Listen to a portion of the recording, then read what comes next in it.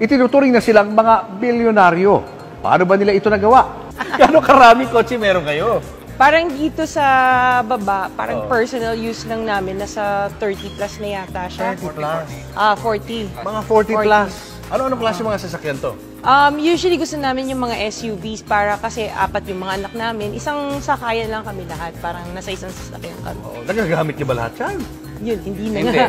Hindi na nga, kasi dami. Yung iba, pinapagamit namin sa mga bata as panghatid sa yung school. hatid sa school yung mga bata. Or kaya yung iba kasi, yung anak ko, yung dalawang anak ko kaya na mag-drive. So, minsan ginagamit nila. Ano-ano klase mga kotse to? Describe mo sa amin. Okay, so mostly American car siya. So, ito yung Cadillac, white and black.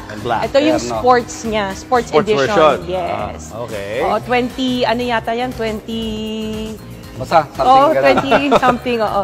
Eto, nakita ko to, sinerge ko talaga sa ano to. Walang ganito sa Philippines. Nasa YouTube. Oo, na-search ko. Grand Wagoneer, parang jeep. So, wala siya dito, walang ganito sa Manila. May isa yata kumuha, pero nag-iisa lang itong kulay na to. Galing saan to? Pinaship ko from the US. From the US. It's an American car. Yes, it's an American car.